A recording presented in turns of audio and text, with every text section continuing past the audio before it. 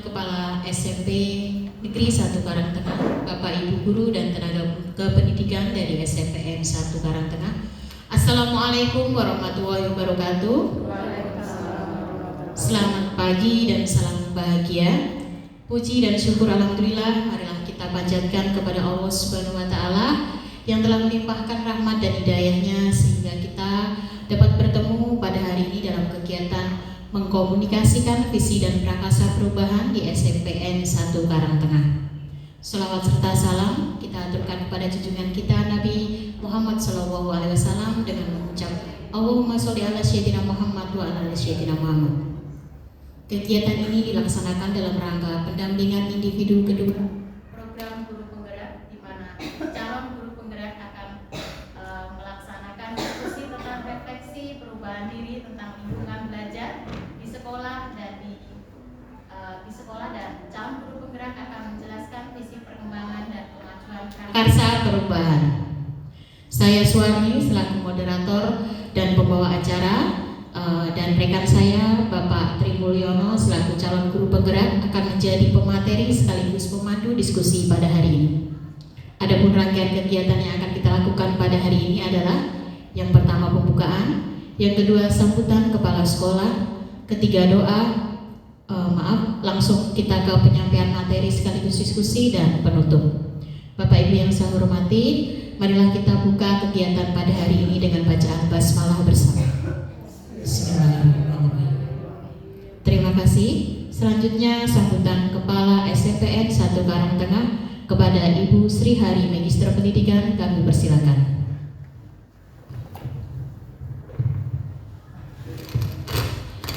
Terima kasih Bu Sri Suwarni selaku moderator dalam diskusi calon guru penggerak.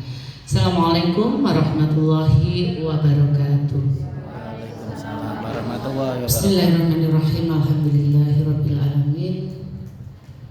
Puji syukur kehadirat Allah Subhanahu wa taala atas limpahan rahmat, taufik dan hidayahnya sehingga pada kesempatan hari ini kita bisa berkumpul untuk melaksanakan diskusi terkait perubahan paradigma pemimpin pembelajaran sebagai salah satu program dari program calon guru penggerak di SMP Negeri 1 Karangtengah.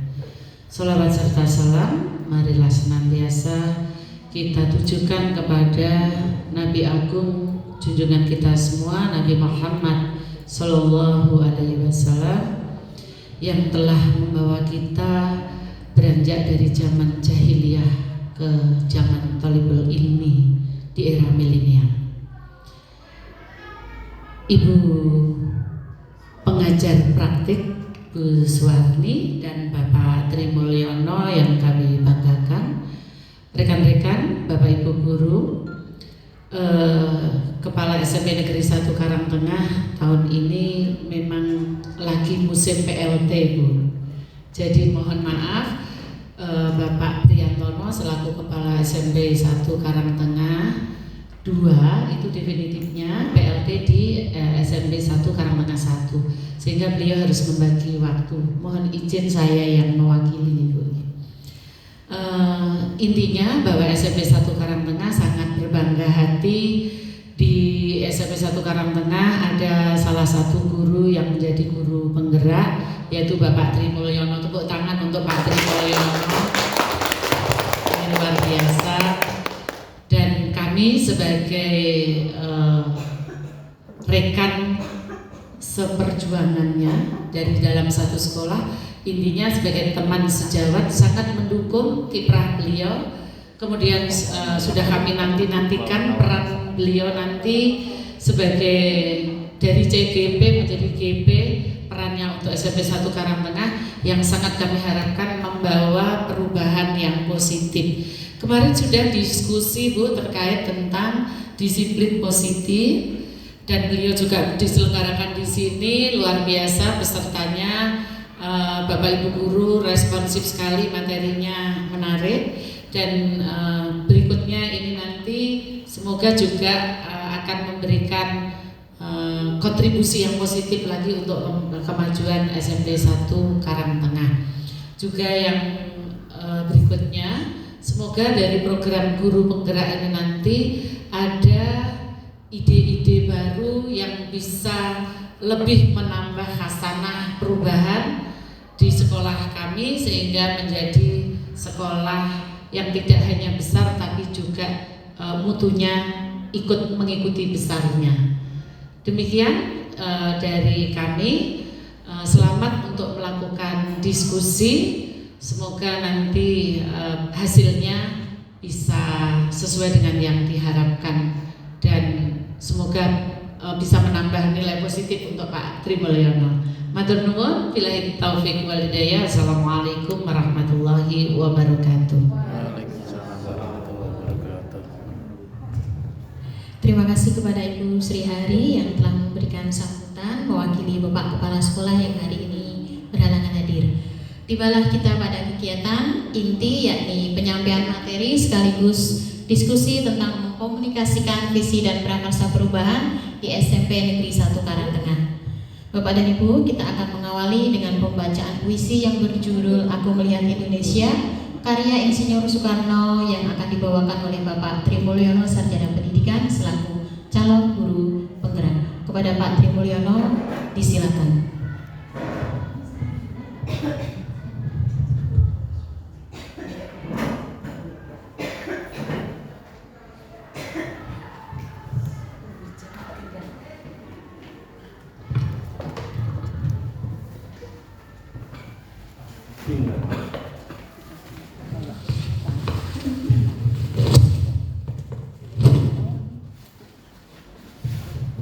Ya. Assalamualaikum warahmatullahi wabarakatuh. Waalaikumsalam warahmatullahi wabarakatuh. Bapak Ibu guru yang saya hormati serta Ibu Sri Suwarni selaku pengajar praktek saya yang telah mendukung saya dalam kegiatan CGP ini. Saya terima kasih sekali kehadirannya Bapak dan Ibu semuanya pada kegiatan pagi hari ini. Memang kita harus maklumi karena memang kita ada murid banyak, maka kita bagi-bagi, ada yang di kelas dan juga ada yang di sini. Bapak Ibu guru yang tidak ada ajan, saya mohon untuk hadir di tempat ini dan nanti tolong sampaikan pada teman-teman semuanya yang belum bisa hadir. Nanti kan ada videonya juga, nanti kita bagikan supaya mereka juga bisa menyimak apa yang saya sampaikan pada pagi hari ini. Ya. Yang pertama saya akan belajar membaca puisi Bapak dan Ibu. Ini seumur hidup saya baru pertama kali saya membaca puisi. Kalau biasanya saya nyanyi. Aku Melihat Indonesia, karya Bung Karno. Jikalau aku berdiri di pantai Liep, aku mendengar lautan Hindia bergelora membanting di pantai Liep itu. Aku mendengar lagu Sajak Indonesia. Jikalau aku melihat sawah-sawah yang menghuni menghijau, aku tidak lagi melihat batang-batang padi yang menguning menghijau. Aku melihat Indonesia. Jikalau aku melihat gunung-gunung, Gunung Merapi, Gunung Semeru, Gunung Merbabu, Gunung Tangkuban Perahu, Gunung Kalebet, dan gunung-gunung yang lain, aku melihat Indonesia. Jikalau aku mendengarkan lagu-lagu yang merdu dari Batak, bukan lagi lagu Batak yang kudengarkan, aku mendengarkan Indonesia. Jikalau aku mendengarkan Pangkur Palaran, bukan lagi Pangkur Palaran yang kudengarkan, aku mendengarkan Indonesia. Jikalau aku mendengarkan lagu Olesio dari Maluku, bukan lagi aku mendengarkan lagu Olesio, aku mendengar Indonesia. Jikalau aku mendengarkan burung perkutut menyanyi di pohon, ditiup angin yang sepoi-sepoi, bukan lagi aku mendengarkan burung perkutut. Aku mendengarkan Indonesia. Jikalau aku menghirup udara ini, aku tidak lagi menghirup udara. Aku menghirup Indonesia.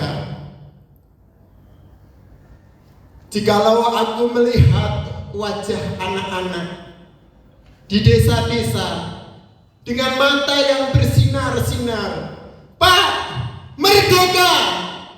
Merdeka! Merdeka! Aku bukan lagi melihat mata manusia.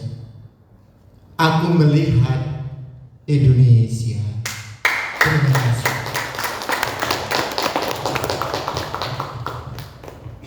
Langsung Bu ya. Oke. Bapak dan Ibu semuanya, pada pagi hari ini saya akan coba mengajak panjenengan semuanya untuk mengulas kembali visi dan misi di SMP 1 Karangtengah. Kita tidak bermaksud untuk mengubah visi dan misi yang sudah kita miliki, karena kita juga tahu bahwa sebelumnya pada bulan Juli kemarin kita juga sudah melakukan bedah visi misi. Nah, pada kali ini kita akan mereview kembali apakah visi misi itu sudah sesuai dengan perkembangan zaman, apakah sudah berpihak pada murid dan sebagainya. Itu yang akan kita lihat pada pagi hari ini. Sebelumnya Bapak dan Ibu, kita akan melihat dulu atau mengulas balik dari filosofi pendidikan menurut Ki Hajar Dewantara. Ya, dulu saya pernah berpikir Bapak dan Ibu, seandainya saya punya biaya atau ada kesempatan untuk mendapatkan beasiswa, saya pengen belajar di Korea atau saya pengen belajar ke Jepang Bapak dan Ibu, karena saya lihat pendidikan di sana luar biasa majunya, di Korea atau di Jepang. Tapi setelah saya mengikuti program guru penggerak ini Bapak dan Ibu, saya sadar bahwa di Indonesia pun kita tidak kalah. Kita punya seorang pemikir pendidikan yang sangat handal, dan justru pemikiran beliau inilah yang dipakai oleh Finlandia yang sekarang merupakan negara dengan predikat pendidikannya paling baik. Mereka mengadopsi apa yang telah dipikirkan oleh Ki Hajar Dewantara, sedangkan kita sendiri malah justru berkiblat pada ilmu-ilmu barat dan sebagainya Bapak dan Ibu. Nah, pada kesempatan kali ini kita akan coba mengulas beberapa filosofi pendidikan menurut Ki Hajar Dewantara. Yang pertama, pendidikan dan kebudayaan, bahwa pendidikan itu adalah tempat bersemainya benih-benih kebudayaan, bahwa kebudayaan di suatu negara itu akan bisa maju dan berkembang apabila pendidikan itu sendiri juga bisa maju dan berkembang. Kebudayaan itu bersifat dinamis Bapak dan Ibu, selalu berkembang mengikuti perkembangan zaman. Maka tugas kita sebagai guru itu adalah menuntun anak-anak itu untuk mereka berkembang sesuai dengan kodrat alam dan kodrat zamannya. Kodrat alam misalkan kita tahu bahwa kita itu anak yang berada di daerah suburban ring atau daerah di pinggiran kota Bapak dan Ibu. Kita harus tahu betul, kita harus memahami betul bahwa anak-anak kita itu adalah anak-anak yang berada di daerah suburban ring. Kalau mereka kita perlakukan layaknya anak-anak kota, mereka tidak mampu Bapak dan Ibu. Akan tetapi kalau panjenengan bicara dasar cah desa, mereka tidak akan mau karena mereka sudah merasa bahwa mereka itu anak-anak kota. Itu yang jadi permasalahan kita. Nah, itulah tugas kita, bagaimana kita mendidik anak-anak itu sesuai dengan kodrat alam yang mereka miliki. Kalau saya orang Klaten, misalkan saya dulu mendidik anak-anak layaknya anak-anak Klaten yang di sana, tentu tidak akan sesuai di sini. Atau panjenengan dari daerah Semarang yang sangat maju, panjenengan pengen anak-anaknya itu maju, terus kemudian panjenengan melakukan pendidikan layaknya anak-anak Semarang, juga tidak akan mampu. Jadi tantangan bagi kita semuanya supaya kita itu bisa mendidik mereka sesuai dengan kodrat alamnya. dan juga sesuai kodrat zaman. Sesuai kodrat zaman itu, kalau zaman kita dulu, zaman saya lah, anak-anaknya suruh duduk, dia tangannya dilipat, sedekuk, mereka sudah nyemak sendiri. Kalau sekarang mereka panjenengan lakukan seperti itu, mereka tidak akan mau, Bapak dan Ibu. Mereka sudah mulai belajar tidak lagi buku yang sebagai sumber referensi utamanya, tapi mereka lebih suka dengan menggunakan internet. Nah, tugas kita adalah bagaimana kita bisa menyesuaikan dengan anak-anak tersebut. Itulah yang dimaksud dengan kita menuntun anak sesuai dengan kodrat alam dan kodrat zamannya. Setiap anak itu unik, Bapak dan Ibu. Mereka memiliki bakatnya sendiri-sendiri.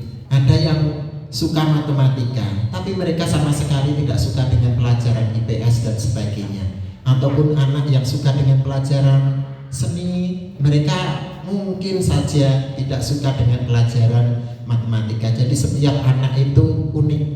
Dan kalau Ki Hajar Dewantara itu mengibaratkan, didiklah anak itu tidak akan mungkin yang namanya benih padi itu akan tumbuh menjadi jagung. Kalau Albert Einstein mengatakan tidak mungkin kita mengajari seekor ikan untuk berenang, seekor ikan untuk terbang. Mereka akan merasa bodoh selamanya karena mereka selamanya tidak akan bisa terbang karena mereka adalah ikan. Begitu juga dengan anak-anak. Anak-anak juga mereka memiliki bakatnya sendiri-sendiri. Nah, tugas kita adalah menggali apa yang mereka miliki, terus kemudian meyakinkan bahwa apa yang mereka miliki itu adalah bekal yang dititipkan oleh Allah untuk bekal hidupnya. Tugas kita adalah menggali potensi mereka dan kemudian membantu mereka untuk berkembang. Dan yang kali ini adalah Bapak dan Ibu, kita harus pendidikan itu harus yang berpihak pada anak sesuai dengan apa yang mereka butuhkan. Nah, apa yang mereka butuhkan itu tentu saja harus tertuang dalam visi dan misi Bapak Ibu sendiri dan juga visi dan misi sekolah di mana mereka menuntut ilmu. Nah, pada kali ini kita akan membahas yang itu, Bapak dan Ibu. Sudahkah visi dan misi sekolah itu berpihak pada anak-anak tersebut?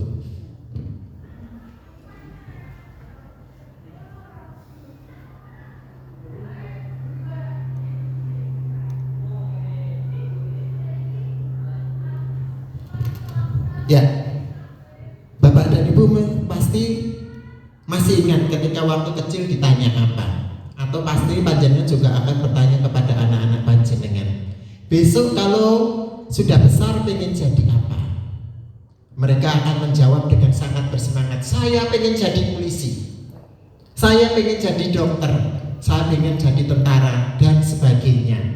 Nah, visi itu seperti itu, Bapak dan Ibu. Cita-citanya mereka itulah yang kita sebut sebagai visi. Mereka tentu saja akan menjawab dengan sangat mantap, saya pengen jadi polisi. Walaupun mungkin pada saat besar nanti belum tentu dia bisa jadi polisi, Bapak dan Ibu. Ada takdir lain yang menyebabkan dia jadi apapun, ya. Akan tetapi ketika mereka ditanya, kamu pengen jadi apa? Mereka menjawabnya dengan tegas dan lantang dan juga penuh semangat. Nah, seperti itulah visi.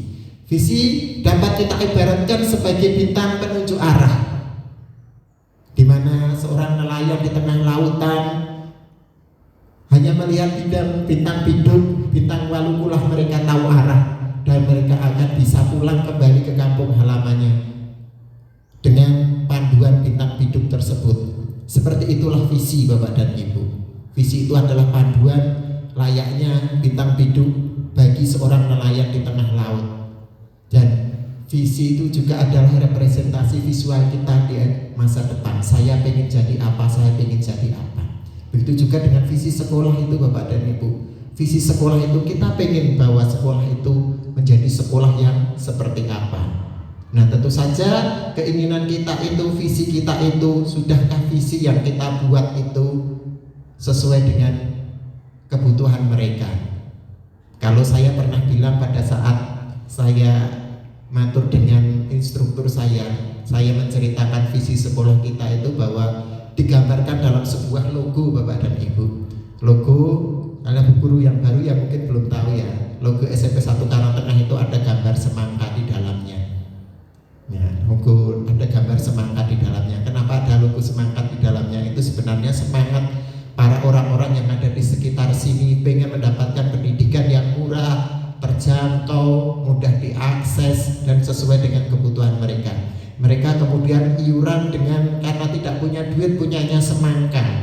Mereka iuran dengan semangka dan kita abadikan visi mereka itu dalam sebuah logo SMP 1 Karangtengah. Itulah logo kita yang kita lambangkan dalam sebuah logo yang gambarnya adalah buah semangka. Itu adalah visi mereka, pengen mendapatkan pendidikan yang layak untuk anak-anak yang mudah dijangkau, mudah diakses dan sebagainya.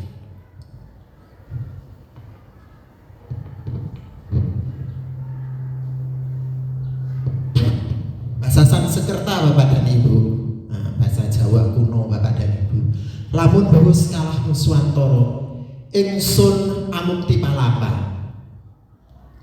Lamun kalah ring gurun, ring serang, Tanjung Pura, ring Haru, ring Pahang, Dompo, ring Bali, Sunda, Palembang, Tumasik, Samana, ingsun amukti palapa. Panjenengan merinding tidak? Dengar ini, saya merinding bacanya Bapak dan Ibu.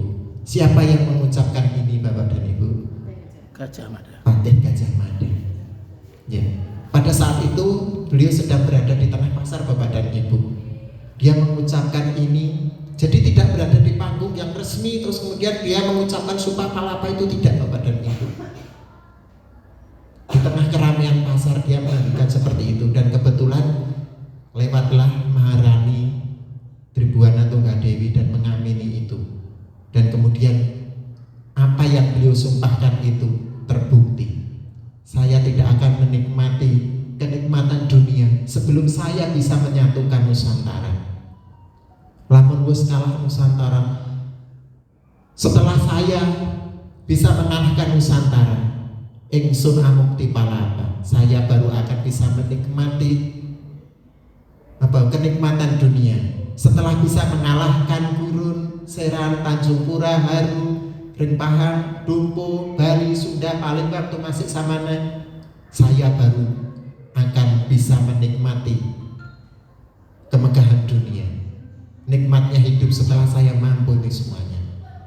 Ya, benar sekali Bapak dan Ibu. Itu adalah sumpah yang disampaikan oleh beliau Patih Gajah Mada.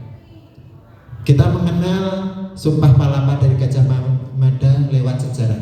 Kita belajar bagaimana kemudian visi Sang Gajah Mada ini diartikulasikan sebagai sumpah tersebut untuk menggerakkan kerajaan Majapahit menjadi kerajaan besar di Nusantara. Visi pribadi beliau sangat kuat, dipercaya hingga didukung oleh warga dan kerajaan. Visinya yang sangat kuat itu didukung oleh rakyatnya, sehingga apa yang beliau cita-citakan itu kemudian menjadi terkabul. Meskipun juga ada satu dua yang nyinyir, tetapi kemudian Sang Gajah Mada ini bisa membuktikan apa yang dia cita-citakan. Gajah Mada bukanlah patih, bukanlah raja maksud saya. Gajah Mada adalah seorang patih dari kerajaan Majapahit. Begitu pula dengan kita Bapak dan Ibu guru semuanya. Kita bukanlah kepala sekolah Bapak dan Ibu, kita guru. Namun jika visi seorang guru tersebut itu memiliki makna yang kuat, saya yakin visi tersebut akan didukung oleh banyak orang. Jika panjenengan memiliki visi yang kuat untuk memajukan sekolah ini, saya yakin Bapak dan Ibu pasti akan didukung oleh semua orang, dan kemudian visi tersebut akan menjadi nyata. Kita tidak perlu ragu, walaupun kita bukan kepala sekolah, tapi kita bisa seperti Gajah Mada. Kita adalah guru, kita bukan kepala sekolah, akan tetapi kalau panjenengan visinya kuat, kita pun bisa mewujudkan visi tersebut, dan pasti akan didukung oleh banyak orang. Tidak akan ada orang yang mencibir panjenengan. Orang yang mencibir panjenengan itu hanyalah satu dua yang mereka belum berpikir lebih lanjut. Visi seorang guru harus dapat diartikulasikan mengamini semua pihak karena sangat jelas keberpihakannya pada murid. Kita jadi guru itu harus berpihak pada murid. Istilahnya apa yang dibutuhkan oleh murid, bagaimana kita bisa memenuhinya.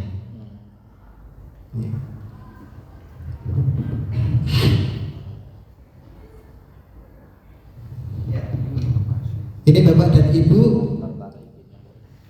ketika kita sebagai seorang guru membayangkan sebuah visi, saya yakin panjenengan semuanya di dalam hati itu punya cita-cita yang sangat leluhur, sehingga panjenengan mau mengabdi di SMP 1 Karangtengah. Jika bukan karena semangat pengabdian, saya yakin panjenengan tidak akan mau menjadi guru. Karena panjenengan tentu adalah orang-orang yang pintar. Seandainya panjenengan hanya ingin menjadi seorang kaya, tentu panjenengan tidak akan jadi guru. Karena banyak profesi lain yang lebih menjanjikan, dan saya yakin panjenengan bisa mewujudkannya karena panjenengan adalah orang-orang yang cerdas. Nah, saya ingin menanyakan Bapak dan Ibu, apakah kita telah menyertakan gambaran murid ke dalamnya? Saya ingin bertanya pada Bapak dan Ibu semuanya. Yang pertama, saya memimpikan murid-murid yang seperti apa, Bapak dan Ibu? Itulah visi panjenengan. Ada yang mau jawab? Bapak Yatim, monggo.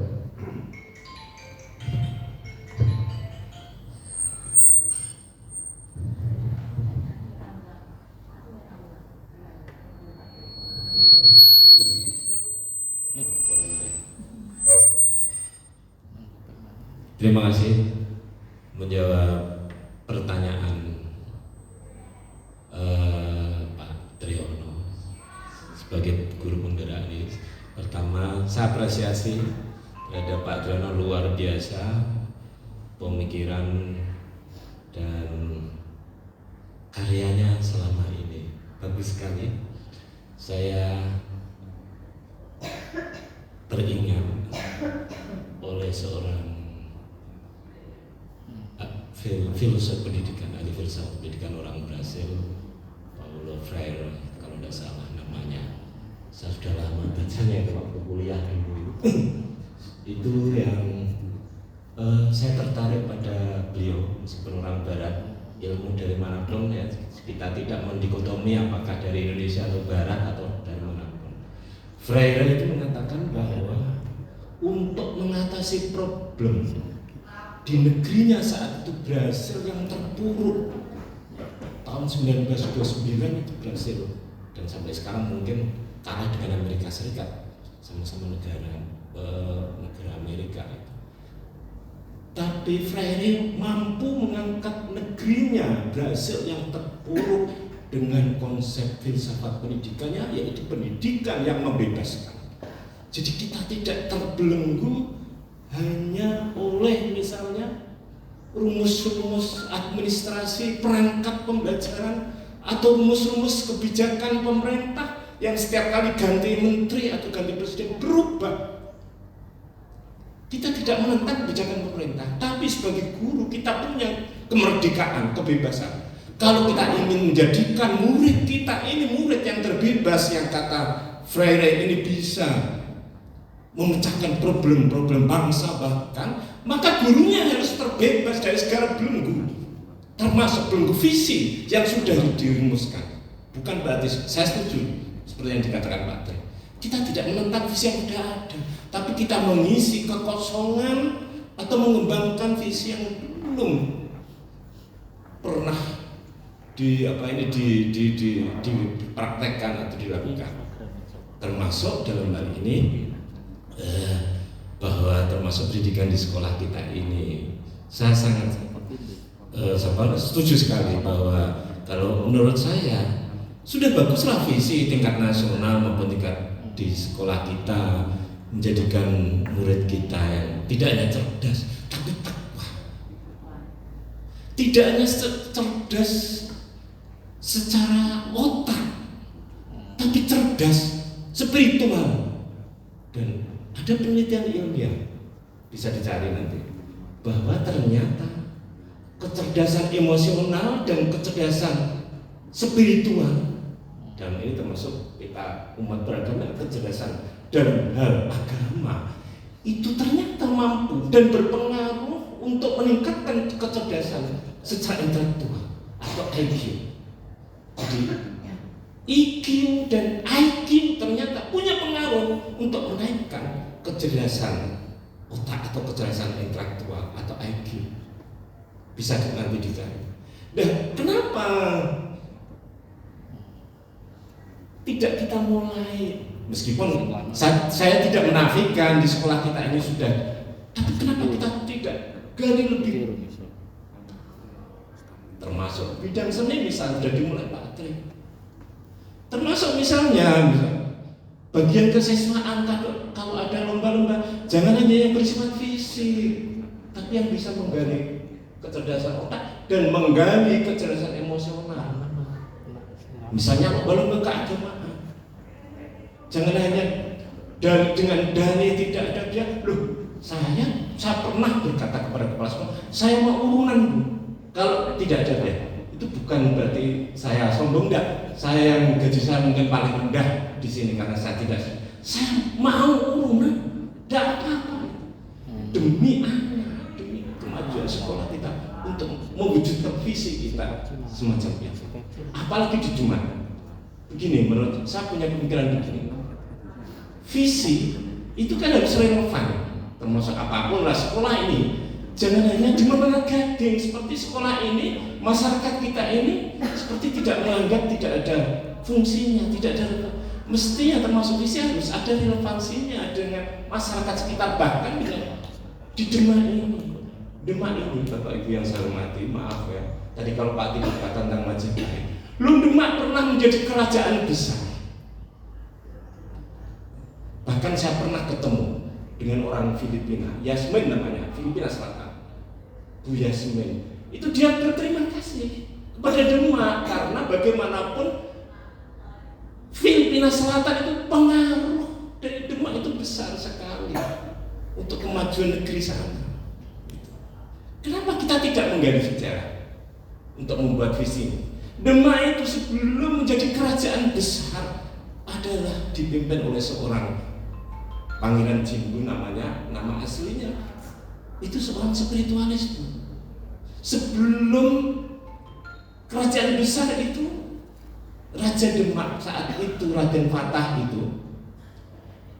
itu mendirikan sebuah lembaga pendidikan namanya Gagahwangi, atau dulu namanya pesantren Gagahwangi, yang oleh Profesor Dr. Nurholis Majid Ali, seorang intelektual Muslim kenamaan di Indonesia almarhum.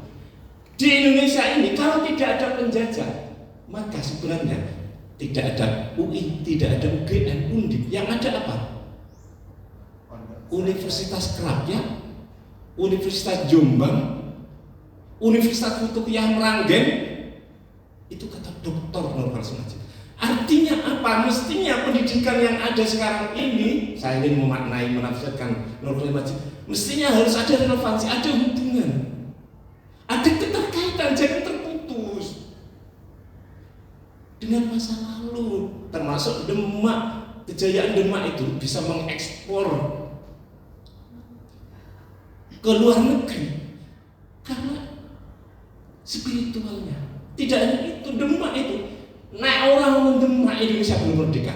Kalau tidak ada Demak, Jakarta belum kita rebut dari penjajah. Itu kejayaan Demak.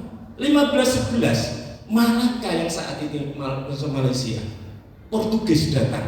1521 Demak mengirimkan pasukan 100 lebih kapal perang. Meskipun tahap pertama 100 kapal, 97 ditenggelamkan, tinggal 3. Tapi tidak menjadikan Demak ini putus asa. Kirimkan yang kedua oleh Sultan Tengger, oleh Pak Adipati Unus yang terkenal dengan Pangeran Sabrang. Artinya apa? Demak ini mampu menjadikan, memotivasi warganya atau umatnya, warganya saat itu. Jangan putus asa. Ini yang mestinya kita tanamkan kepada anak didik kita. Jangan diingat-ingat oleh keadaan atau putus asa karena keadaan orang tuanya, tapi motivasi. Ini yang dulu. Selama ini, maaf, saya sendiri mungkin Ya mungkin kan gampangnya guru. Nah, ono murid misalnya orang sesuai dengan keinginan kita hanya menghukum, punishment. Jangankan reward, mestinya kan motivasi. Kenapa kita tidak mengambil misalnya, kalau di lembaga di luar sekolah misalnya, di perindak saja ada pelatihan achievement motivation training, pelatihan untuk berprestasi, dan itu terbukti dengan dalam waktu yang beberapa jam saja mampu menjadikan anak-anak yang tadinya tidak punya motivasi berwirausaha bisa menjadi Islam, dibimbing menjadi. Kenapa kita tidak? Wis berjalan, kenapa kita tidak mengambil yang baik tentang metode itu diterapkan di sekolah misalnya? Itulah saya kira, jadi saya mendukung sekali apa yang diusahakan oleh Pak Tri, dan yaitu tadi visi saya untuk murid-murid kita ini jangan hanya pengetahuan saja, tapi emosional, kita motivasi dan spiritual dengan praktek atau pembiasaan. Dan kita sudah di sini sudah berjalan, tapi perlu kita lebih elaborasi lagi. Terima kasih. Assalamualaikum warahmatullahi wabarakatuh. Ya, Pak Yatin memang luar biasa sekali. Saya pematerinya mungkin masih harus belajar banyak dari beliaunya. Ya. Beberapa ada yang dikatakan oleh Ganjar Dewantoro, Pak Yatin, arti kata merdeka. Merdeka itu artinya merdeka itu ora tegas luar saking pangreh, nanging uga bisa mangreh diri pribadi. Jadi yang namanya merdeka itu artinya tidak hanya terbelenggu oleh aturan-aturan atau desakan-desakan dari orang. Orang bisa dikatakan merdeka apabila dia juga sudah bisa memerintahkan dirinya sendiri. Itu yang dimaksud merdeka menurut Ki Hajar Dewantoro. Dan Ki Hajar Dewantoro itu menyatakan bahwa tujuan dari pendidikan itu adalah memerdekakan manusia. Merdeka di situ juga berarti dia tidak hanya terkena aturan merdeka secara fisiknya, tetapi juga sudah bahagia hidupnya. Jika kalau kita ini ada kurikulum yang namanya kurikulum merdeka, bisakah kurikulum itu membuat bahagia seorang anak? Saya harus kesini ternyata. Ya. Terus kemudian Bapak Yatin, di kurikulum merdeka ini, di materi pelajaran guru penggerak ini, apa yang dikatakan Pak Yatin mungkin ada semuanya Bapak dan Ibu, dan makanya lah ini kok sing mana? Nah, adik-adik atau yang belum mengikuti jejak saya monggo ikut. Ada yang namanya materi keterampilan sosial dan emosional, itu yang kemudian tadi Pak Yatin sampaikan. Di materi itu ada. Dan juga kemudian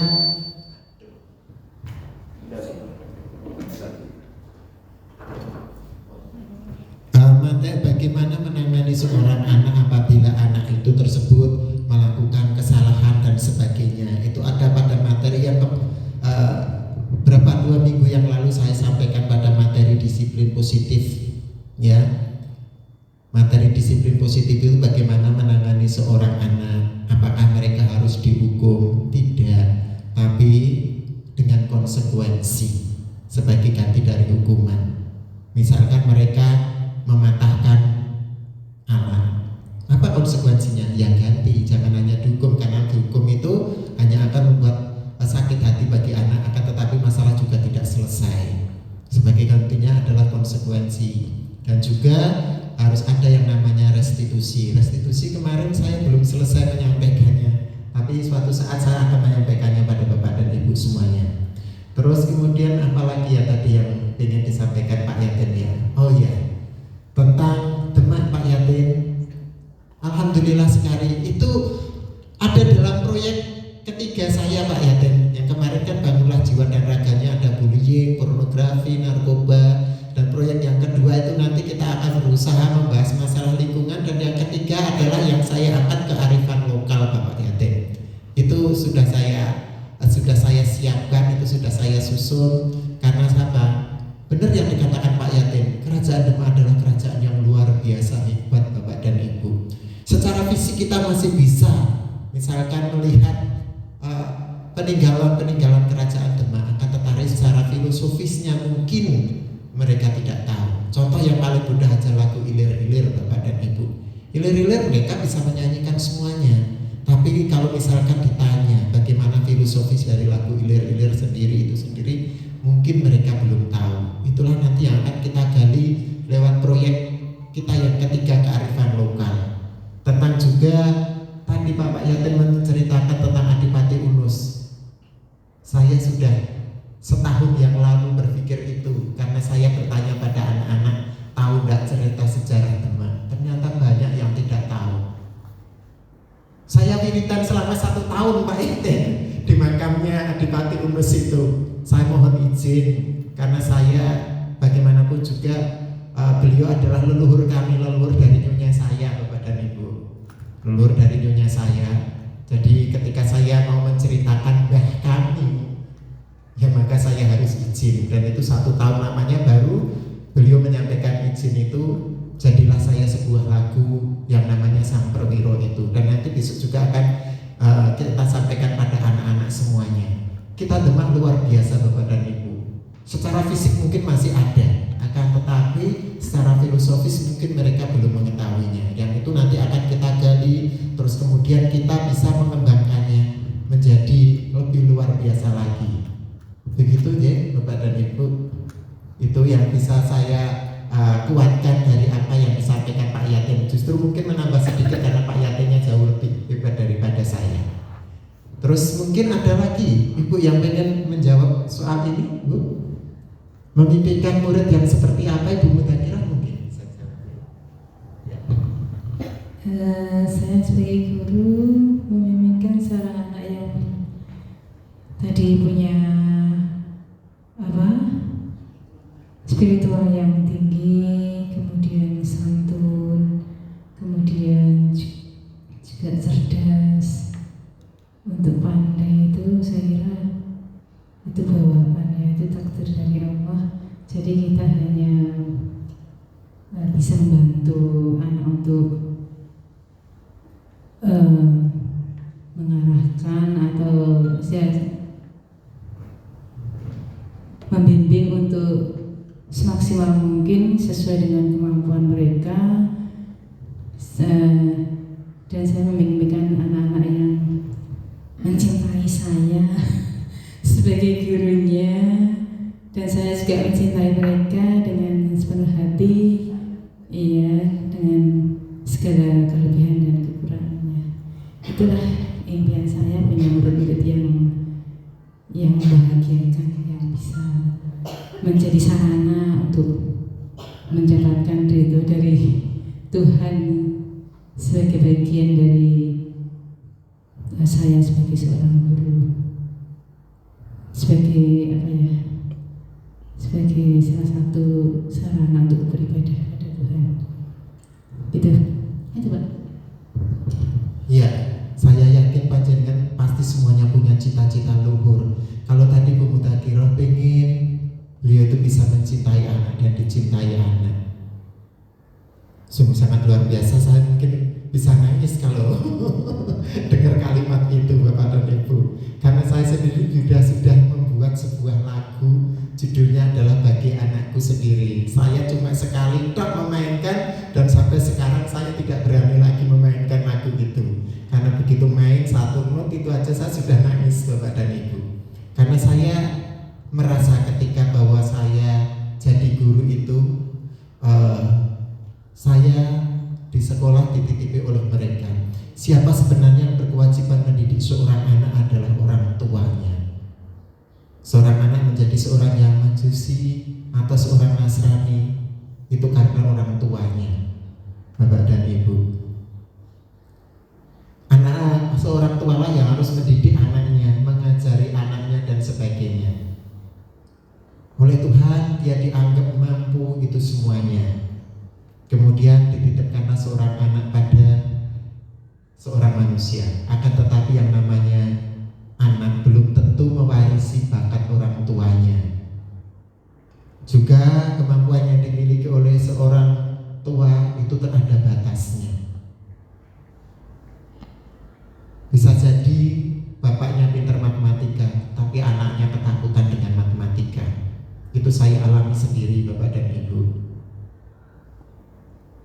Bapaknya lebih suka berilmu agama padahal bapaknya belas. Karena keterbatasan itulah dititipkanlah seorang anak pada seorang guru. Dan gurulah yang kemudian membimbing anak tersebut layaknya anaknya sendiri. Jika panjenengan itu menganggap bahwa anak itu adalah murid itu adalah anak panjenengan sendiri, saya yakin panjenengan akan mendidik mereka sepenuh hati. Saya yakin panjenengan mungkin tidak akan membentak anak, menghukum anak dan sebagainya, karena dianggap dia adalah anaknya sendiri. Ada yang masih ingin ini Bapak dan Ibu? Saya lanjutkan ya. Dan sekarang visi dari panjenengan sendiri yang sudah bagus itu sudahkah tercover di visi sekolahan? Apakah sudah sinkron apa yang ada dalam cita-cita panjenengan itu dengan cita-cita yang ada di sekolah? Karena sebenarnya harusnya visi itu adalah visi kita bersama. Ya, visi SMP 1 Karangtengah, beriman dan bertakwa. Insya Allah apa yang Pak Yatim inginkan tercover di sini. Saya pengen punya anak-anak yang berprestasi, terampil, berbudi luhur, peduli lingkungan, dan berwawasan global dalam semangat Pancasila. Kita sudah mengalami perubahan paradigma Bapak dan Ibu, perubahan visi juga karena kurikulum kita juga berubah. Yang kita harus mewujudkan profil pelajar Pancasila, maka kita cover sekarang itu dalam semangat Pancasila, di mana sebelumnya kalimat ini belumlah muncul. Pertanyaan selanjutnya adalah, apakah visi sekolah saat ini sudah menggambarkan dengan jelas impian dan cita-cita yang ingin kita capai dari murid kita? Ibu Admi bisa menjawab itu? Ya sudah Pak. Anak-anak kan kita untuk beriman dan bertakwa dan pembiasaan setiap hari Jumat itu kan anak dilatih untuk Jumat duha, kan mendidik anak untuk beriman dan bertakwa. Berprestasi anak ada dalam kegiatan ekstrakurikuler atau mengikuti lomba-lomba sekolah, terus terampil dalam hal ini bisa dibuka dalam kegiatan ekstrakurikuler itu Pak ya. Terus untuk berbudi luhur, anak-anak di dalam pembelajaran itu kan sudah ditanamkan untuk karakter yang mencerminkan pada Pancasila, kemana dalam Pancasila sila-sila pertama itu kan sudah untuk hubungannya dengan keesaan Allah. Kemudian yang kedua, jadi nilai Pancasila itu tertanam pada anak dan remaja. Itu. Ada jawaban yang lain, Ibu? Mungkin setuju? Setuju dengan jawaban Ibu Admi ya? Ada yang lain Bapak dan Ibu? Atau menambahkan? Atau kita lanjut pertanyaan yang kedua Bapak dan Ibu. Apakah visi tersebut sudah menunjukkan hal yang diharapkan menjadi pembeda antara di sekolah kita ini dengan murid di sekolah lain? Adakah yang membedakan sekolah kita dengan sekolah yang lain? Ibu Ari mungkin bisa jawabnya. Ya, terima kasih Pak Tri. Berkaitan dengan visi yang tadi disampaikan, jadi kalau secara garis besar sebetulnya kita itu menginginkan siswa yang beradab, kemudian cerdas, dan juga bahagia anak-anaknya gitu. Nah, untuk menjadi pembeda antara murid di sekolah kita dengan murid di sekolah lain, mungkin kita lebih menuju ke mereka peduli lingkungan dan juga punya semangat Pancasila. Artinya bagaimana? Diharapkan anak-anak kita berdasarkan visi kita tadi bahwa anak-anak di sini itu mereka selain beriman, bertakwa, berprestasi, mereka juga peduli dengan lingkungan sekitarnya. Juga dengan dalam semangat Pancasila, artinya mereka menghargai perbedaan di antara teman-teman mereka yang berada dalam satu lingkungan, otomatis dengan lingkungan mereka di tempat yang lain. Gitu Itu mungkin Pak Tri. Terima kasih. Begitu ya. Mungkin bisa saya tegaskan Bapak Deni, yang membedakan sekolah kita mungkin per divisi kita adalah pada peduli lingkungan. Karena sekolah kita termasuk sekolah adiwiyata tingkat nasional ya pada tahun 2016 kemarin, hanya kita memang belum sempat untuk maju ke adiwiyata mandiri. Itu yang membedakan sekolah kita dengan sekolah-sekolah yang lain. Di adiwiyata nasionalnya kita adalah sekolah yang peduli pada lingkungan, dan kita harus menguatkan lagi itu, karena mungkin banyak sekali juga kita sudah mulai agak kendor. Kita tinggal harus menguatkan lagi peduli lingkungan itu. Besok di proyek kita yang kedua, insya Allah semangat untuk peduli lingkungan ini akan kita gali, akan kita kembangkan lewat proyek kita yang kedua. Dan itu proyeknya besok kita akan mengolah pada kegiatan yang peduli lingkungan di sini. Terus kemudian yang berwawasan global dalam semangat Pancasila, kemarin kita di proyek yang satu itu kita sudah menguatkannya, di mana ada bangunlah jiwa dan raganya, tema yang ke situ ya. Dan kegiatan-kegiatan yang lain, yang strategis lain, besok kita akan bahas lagi Bu Hari yang akan menyampaikannya ya. Karena saya pada kali ini hanya akan membedah visi saja, sedangkan strateginya itu nanti Bu Hari dan pihak sekolah yang berwenang untuk menyampaikannya. Saya hanya pada kali ini kita hanya membedah visi saja, apakah sesuai dengan tadi filosofis Ki Hajar Dewantara atau belum. Itu saja ya. Dan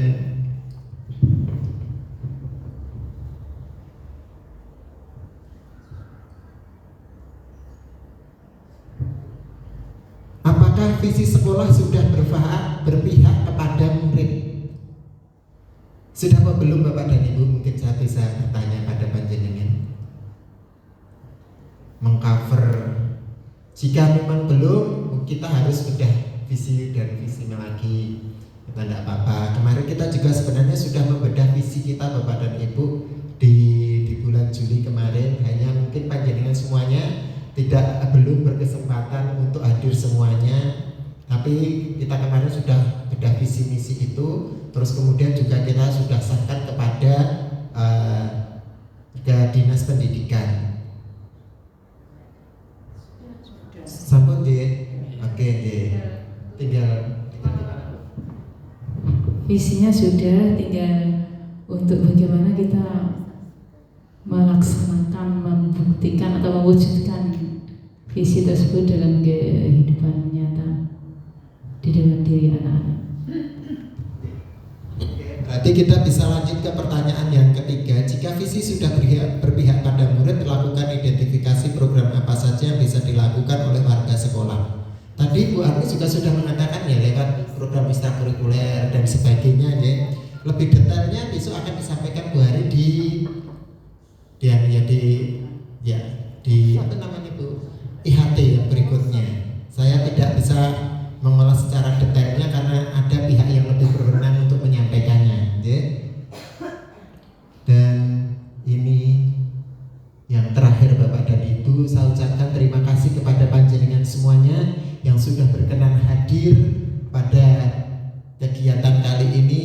Saya sebagai pemateri banyak sekali kesalahan yang saya sampaikan. Saya mohon maaf yang sebesar-besarnya. Apabila ada kelebihan, hanya Allah lah yang telah memberi petunjuk kepada kita semuanya. Demikian yang bisa saya sampaikan. Wassalamualaikum warahmatullahi wabarakatuh.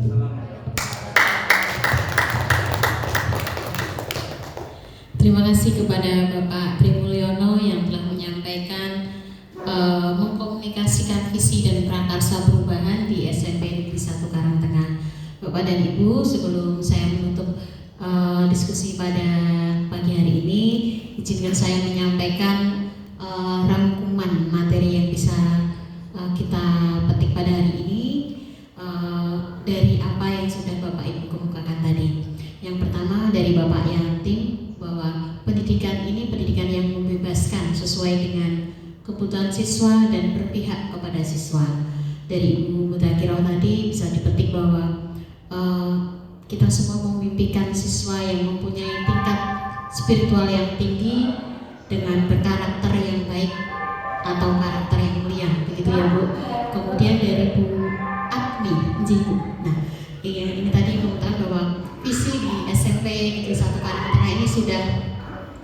sesuai, bahkan sudah membedakan dari sekolah SMP 1 Karangtengah dengan sekolah yang lain. Jadi sudah ada pembedanya, bahkan visi ini sudah sesuai dengan atau berpihak kepada siswa, hanya tinggal mewujudkannya di program sekolah. Dari Bu Ari tadi mengungkap bahwa visi juga sesuai dengan impian dan cita-cita yang ingin dicapai oleh semua siswa di SMP Negeri 1 Karangtengah. Demikian, terima kasih Bapak dan Ibu. Mohon maaf jika saya selaku moderator dan pembawa acara pada pagi hari ini terdapat kesalahan atau kekhilafan. Kita tutup diskusi pada hari ini dengan ucapan alhamdulillah bersama. Alhamdulillahirabbil alamin. Terima kasih atas partisipasinya dari Bapak dan Ibu dari SMP Negeri 1 Karangtengah. Mohon undur diri. Wabillahi taufiq wal hidayah. Wassalamualaikum warahmatullahi wabarakatuh. Selamat menjalankan tugas selanjutnya, Bapak.